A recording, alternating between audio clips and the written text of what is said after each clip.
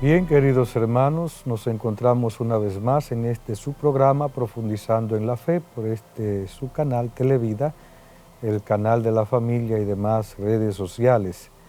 Es siempre para mí una alegría, un honor poder estar en este momento, en este breve espacio, en esta comunicación con Dios y con ustedes. Meditemos en el Salmo pidiendo al Señor su gracia, que derrame sobre nosotros su misericordia, sus bendiciones. Te ensalzaré, Señor, porque me has librado. Te ensalzaré, Señor, porque me has librado y no has dejado que mis enemigos se rían de mí. Señor, sacaste mi vida del abismo, me hiciste revivir cuando bajaba a la fosa. Tañen para el Señor fieles suyos, celebren el recuerdo de su nombre santo. Su cólera dura un instante, su bondad de por vida. Al atardecer nos visita el llanto, por la mañana el júbilo. Escucha, Señor, y ten piedad de mí. Señor, socórreme. Cambiaste mi luto en danzas. Señor Dios mío, te daré gracias por siempre. El Salmo 29, te ensalzaré, Señor, porque me has librado.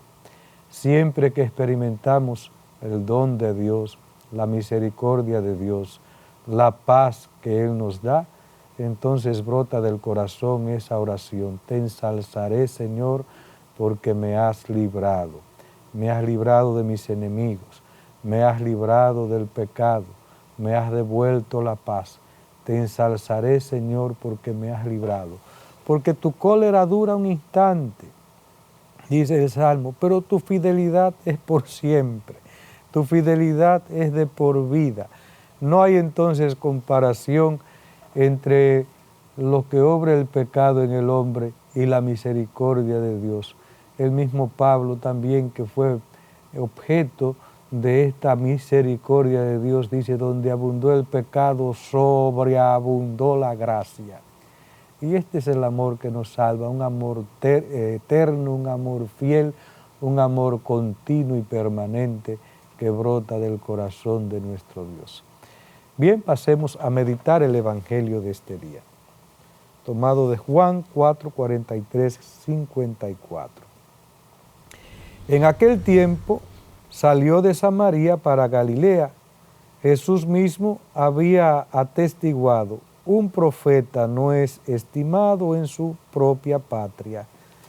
Cuando llegó a Galilea, los galileos lo recibieron bien, porque habían visto todo lo que había hecho en Jerusalén durante la fiesta, pues también ellos habían ido a la fiesta. Fue Jesús otra vez a Caná de Galilea, donde había convertido el agua en vino. Había un funcionario real que tenía un hijo enfermo en Cafarnaúm. Oyendo que Jesús había llegado de Judea a Galilea, fue a verlo y le pedía que bajase a curar a su hijo, que estaba muriéndose. Jesús le dijo: si no ven signos y prodigios, no creen. El funcionario insiste: Señor, baja antes de que se muera mi niño. Jesús le contesta: anda, tu hijo vive. El hombre creyó en la palabra de Jesús y se puso en camino. Iba ya bajando cuando sus criados vinieron a su encuentro diciéndole que su hijo vivía. Él les preguntó a qué hora había empezado la mejoría, y le contestaron: ayer a la hora séptima lo dejó la fiebre. El padre cayó en la cuenta de que esa era la hora en que Jesús le había dicho: tu hijo vive, y creyó él con toda su familia. Este segundo signo lo hizo Jesús al llegar de Judea a Galilea. Palabra del Señor. Gloria a ti, Señor Jesús. El tiempo de Cuaresma es un tiempo también para que nos revitalicemos en la fe, para que nuestra fe se haga un poco más pura, para avanzar un poquito más en nuestro camino de conversión, de entrega al Señor. y nos presenta el Evangelio a este señor que tiene un hijo enfermo y va donde Jesús a decirle que tiene este hijo postrado. Y el Señor, al ver la fe de este hombre, que insiste, que intercede, pues hace la obra.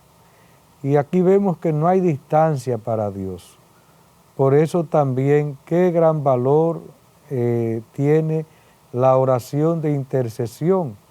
Y de hecho Dios sigue haciendo las mismas obras hoy. Cuánta gente se cura, se sana, llega al arrepentimiento, experimenta de una u otra manera el don de Dios, gracias a que hay alguien implorando insistentemente, pidiendo al Señor que haga su obra, pidiendo al Señor que derrame su gracia, pidiendo al Señor que nos conceda la vida, nos conceda la vida. A la distancia el Señor lo sana, lo cura, porque para Dios no hay espacio, para Dios no hay tiempo. Y por eso, al ver este signo, su fe también se engrandece. Los signos y los milagros no solamente contribuyen a la fe de aquel que la recibe, sino de aquellos también que lo contemplan. Lo contemplan, y aquí está la grandeza de los signos del Señor. Nosotros también aprendamos a descubrir los signos de Dios y a glorificarnos en Él, a darle la gloria a Él, y que esos signos también aumenten nuestra fe. Bien, queridos hermanos, vamos a continuar con el desarrollo de nuestro programa, siguiendo todo este proceso que llevamos mirando lo que nos dice la Iglesia con relación a la muerte del Señor. Jesús anticipó en la cena la ofrenda libre de su vida. Jesús expresó de forma suprema la ofrenda libre de sí mismo en la cena tomada con los 12 apóstoles, en la noche en que fue entregado. En la víspera de su pasión, estando todavía libre, Jesús hizo de esta última cena con sus apóstoles el memorial de su ofrenda voluntaria al Padre por la salvación de los hombres. Este es mi cuerpo que va a ser entregado por ustedes. Esta es mi sangre de la alianza que va a ser derramada por muchos para remisión de los pecados. Este es mi cuerpo que va a ser entregado por ustedes. También nosotros hemos de aprender no solamente a beneficiarnos de esa entrega de Jesucristo, y que, como decía ahorita, en cada Eucaristía se actualice ese misterio para salvación de nosotros que vivimos en el hoy de la historia, sino que también debemos ofrecer nuestro cuerpo. Cuando el sacerdote dice esto es mi cuerpo, también está diciendo yo también, Jesús, te ofrezco mi cuerpo, te ofrezco mi tiempo, te ofrezco mi vida, te ofrezco mi inteligencia, te ofrezco todo lo que tengo, yo te lo ofrezco para ti, como servicio tuyo. Presenten sus cuerpos, dice el apóstol Pablo, como una hostia viva, es decir, como una ofrenda viva al Señor. Él se ofrece como hostia para que yo también me ofrezca en sacrificio. Tú no pides sacrificio ni ofrenda, en cambio me has dado un cuerpo. Y yo digo, Señor, aquí estoy para hacer tu voluntad. Cada vez que celebramos el misterio pascual de Cristo, que celebramos la Eucaristía, también me estoy haciendo una sola cosa con el Señor para la salvación del mundo. Hacemos ahora una pausa y continuamos dentro de un momento.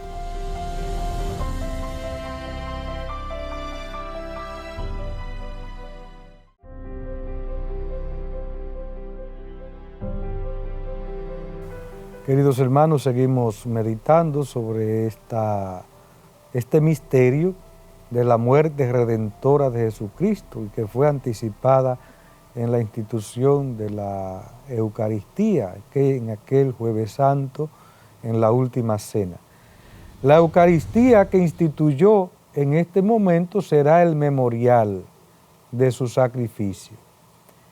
Jesús incluye a los apóstoles en su propia ofrenda y les manda perpetuarla. Así Jesús instituye a sus apóstoles sacerdotes de la nueva alianza. Por ellos me consagro a mí mismo, para que ellos sean también consagrados en la verdad. La Eucaristía es memorial de la pasión, muerte y resurrección de Jesús.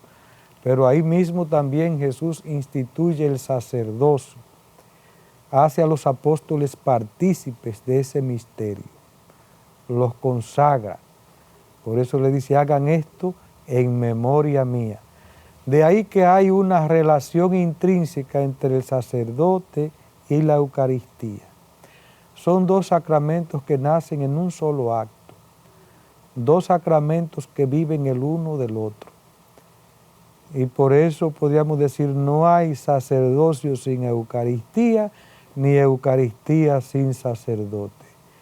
Qué importante es que todos los cristianos tomemos conciencia de eso y nos sintamos responsables también de que hayan vocaciones, de que tengamos sacerdotes santos.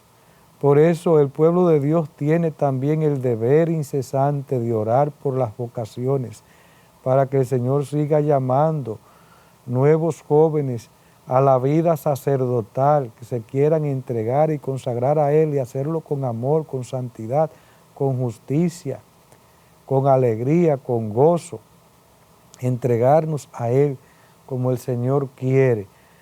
Si queremos tener, ¿verdad?, la santificación a través de tantos sacramentos, pues miremos que todos somos responsables de que haya vocaciones, porque generalmente las vocaciones surgen donde hay familias santas también, donde hay familias orantes, donde hay familias que viven en el amor, en la paciencia, en la comprensión, en el servicio y el apoyo mutuo, en familias donde se testimonia el amor de Cristo, en familias donde participan de la Eucaristía.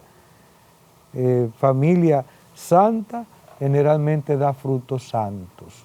Entonces, no es solamente la pastoral vocacional, no, todos estamos llamados a trabajar por las vocaciones.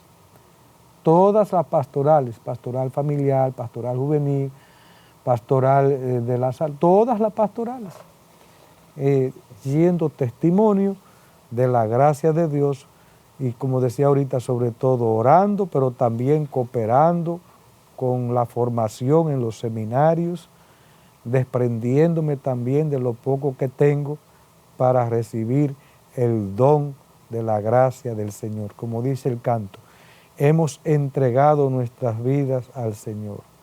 Él ahora me da su vida eterna. Yo le doy una cosita y el Señor me da su vida eterna. No hay, y le doy también de lo mismo que Él me ha dado, porque en definitiva todo es gracia, todo es don. La agonía de Getsemaní. El cáliz de la nueva alianza que Jesús anticipó en la cena al ofrecerse a sí mismo, lo acepta a continuación de manos del Padre en su agonía de Getsemaní, haciéndose obediente hasta la muerte. Jesús ora, Padre mío, si es posible que pase de mí este cáliz. Expresa así el horror que representa la muerte para su naturaleza humana. Esta, en efecto, como la nuestra, está destinada a la vida eterna. Además, a diferencia de la nuestra, está perfectamente exenta de pecado, que es la causa de la muerte, pero sobre todo está asumida por la persona divina del príncipe de la vida, del que vive. Al aceptar en su voluntad humana que se haga la voluntad del Padre, acepta su muerte como redentora para llevar nuestras faltas en su cuerpo sobre el madero. Dice Jesús en el huerto de Getsemaní, si es posible aparta de mí esta copa, pero que no se haga mi voluntad sino la tuya. Si hay algo que agrada infinitamente a Dios es la obediencia, porque en la obediencia yo no estoy ofreciendo algo, no estoy dando algo, no estoy dando mi propia vida, estoy entregando mi voluntad, la estoy poniendo en manos del Señor. Señor, si es posible, es ahí donde se prueba si realmente soy hijo. Por eso al Señor le gusta más la obediencia que muchos sacrificios, porque como dicen los santos padres, a veces los sacrificios pueden ser también por vanidad, por soberbia, por vanagloria, o para hacer una cosa que hago por mí mismo. No, al Señor le gusta más que los sacrificios que yo sea obediente. Y es por eso que hacer ayuno y hacer abstinencia, pero viviendo una vida de pecado, no tiene frutos. No tiene frutos. Hay que entonces combinar ese corazón arrepentido, ese corazón dócil, ese corazón que sabe también humillarse y pedir perdón, y en el momento de la tentación decir, Señor, hágase tu voluntad, no la mía. Esos son los Getsemaní que se nos presentan. Esa fue una de las grandes tentaciones que tuvo el Señor también, de echarse para atrás. Fue ahí donde nuevamente se aparece Satanás, cuando le dijo en el desierto, en sus primeras tentaciones, que lo dejó hasta otra ocasión. Aquí fue la ocasión, en Getsemaní. Sin embargo, pues Jesús nos da ese gran testimonio de entrega hasta la muerte, en obediencia total y absoluta al Padre, pero lo hace porque ama y porque sabe que el Padre es amor y porque esa vida no va a quedar en la muerte, sino que va a resucitar, y va a resucitar de una manera plena, de una manera floreciente, de una manera triunfante, lleno de luz, lleno de luz. La muerte de Cristo es el sacrificio único y definitivo. La muerte de Cristo es a la vez el sacrificio pascual que lleva a cabo la redención definitiva de los hombres por medio del Cordero que quita el pecado del mundo. Y el sacrificio de la nueva alianza que devuelve al hombre a la comunión con Dios, reconciliándole con Él por la sangre derramada por muchos para remisión de los pecados. Este sacrificio de Cristo es único, da plenitud y sobrepasa todos los sacrificios. Ante todo es un don del mismo Dios Padre. Es el Padre quien entrega al Hijo para reconciliarnos consigo. Al mismo tiempo es ofrenda del Hijo de Dios, hecho hombre, que libremente y por amor ofrece su vida a su Padre por medio del Espíritu Santo para reparar nuestra desobediencia. Es un sacrificio que está por encima de todo otro sacrificio, tanto de la antigua alianza como de la nueva alianza. De ahí que la sangre incluso de los mártires tiene valor porque se une a la sangre de Cristo. El sacrificio de los santos tiene valor porque se une al sacrificio de Cristo. La entrega de la iglesia tiene valor porque se une a ese único, eterno y definitivo sacrificio que es el que nos redime, nos santifica, nos llena de vida, nos salva. Jesús reemplaza nuestra desobediencia por su obediencia. Como por la desobediencia de un solo hombre todos fueron constituidos pecadores, así también por la obediencia de uno solo, todos serán constituidos justos. Por su obediencia hasta la muerte Jesús llevó a cabo la sustitución del siervo doliente que se hizo a sí mismo en expiación, que se dio a sí mismo en expiación, cuando llevó el pecado de muchos, a quienes justificará y cuyas culpas soportará. Jesús repara por nuestras faltas y satisface al Padre por nuestros pecados, por nuestra desobediencia. Él repara nuestra desobediencia de una manera total y absoluta con esta entrega hasta la muerte de cruz. Continuamos con este capítulo sobre la muerte redentora de Jesús Y ya con esto terminamos aquí esta parte, lo que nos enseña la Iglesia con relación a la voluntad divina, es decir, este sacrificio de Jesús ha sido prefigurado desde la eternidad y ha sido hecho realidad en los distintos sacrificios que lo prefiguraban en el Antiguo Testamento, pero sobre todo con la muerte de Jesús en la cruz. Nuestra participación en el sacrificio de Cristo. La cruz es el único sacrificio de Cristo, único mediador entre Dios y los hombres. Pero porque en su persona divina encarnada se ha unido en cierto modo con todo hombre, Él ofrece a todos la posibilidad de que en la forma de Dios solo conocida se asocien a este misterio pascual.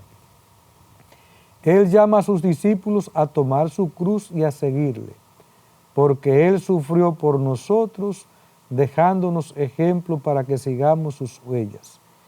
Él quiere en efecto asociar a su sacrificio redentor a aquellos mismos que son sus primeros beneficiarios. Eso lo realiza en forma excelsa en su madre, asociada más íntimamente que nadie al misterio de su sufrimiento redentor. Con su encarnación ya Jesús de una u otra manera se solidariza con todo hombre. Por eso a ese único sacrificio de la cruz, Jesús de una u otra manera hace que todos participen de la manera solo conocida por Él. Es por el cual todo hombre se salva, ya sea que le conozca o aquellos que vivieron justamente, quizás sin conocerle, pero vivieron de manera justa, según su conciencia, y participando en alguna medida también de este único misterio de cruz, que es el único misterio que nos salva. Fuera de Jesús no hay salvación, seamos conscientes o inconscientes de esa realidad. Y por eso a los que le conocemos también nos asocia de una manera más consciente. Por eso nos dice que si alguno quiere seguirme, que tome la cruz de cada día y que me siga. La cruz de cada día. ¿Cuántas cruces tenemos cada día? La cruz del trabajo, la cruz de la incomprensión que se nos presenta, la cruz a veces de las difamaciones, la cruz de la familia. ¿Cuántas cruces tenemos? La cruz de la enfermedad, la cruz de los problemas. Entonces, cuando yo voy ofreciendo esas cruces de cada día, eso se va uniendo a ese único sacrificio de Jesucristo. De ahí que también es bueno que yo no solamente lo acepte, sino que lo ofrezca por la salvación del mundo, que lo ofrezca, como dice San Pablo, completo en mi cuerpo lo que falta a la pasión de Cristo para la salvación del mundo. Por tanto, yo también con mi sufrimiento estoy siendo corredentor con Jesucristo, pero lo estoy siendo también de una manera, podríamos decir, no infructuosa, sino que eso tiene un fruto que salta hasta la vida eterna, porque los sufrimientos de la vida presente no se comparan con la gloria que un día se nos va a manifestar. Cuando el Señor nos permite participar de su cruz, es porque tiene también un tesoro de gloria que nosotros jamás podremos ni siquiera imaginar. Jamás podremos imaginar. Ahí es donde está la grandeza del misterio de Dios, pues ni ojo vio, ni oído oyó lo que Dios tiene preparado para aquellos que le temen, que le aman. Y eso es la iglesia, es sacramento de salvación. Y la iglesia eres tú y soy yo, somos todos los bautizados a quienes Jesús nos ha asociado de una manera, podríamos decir, más estrecha a su misterio, a su salvación. Y esto es un don, es una gracia, es un privilegio del cual yo me he de sentir siempre agradecido. Pero para ello necesito también poner mis ojos en el Señor y mirarle y contemplarle en la cruz, en su pasión. ¿Cuánto conviene que ahora en Cuaresma también no echemos en el saco del olvido el Vía Crucis, donde vamos meditando la pasión de Jesús? y ahí adquirimos fuerza para también llevar nuestras propias cruces, para no quejarnos tanto, para entregarnos con amor. Y como decía San Agustín, donde hay amor, no hay dolor. Queridos hermanos, hemos llegado ya al final de este programa. Ha sido para mí realmente una alegría poder participar con ustedes, poder llevar este mensaje de luz, de paz y que tanto necesita el mundo, este mundo tan embriagado de poder, tan embriagado de vanidad, tan embriagado, tan falto de amor. Es la gran verdad, tan falto de amor. Tú y yo como cristianos llamados a ser testigos del amor de Dios. Que les bendiga Dios Todopoderoso, Padre, Hijo y Espíritu Santo. Amén.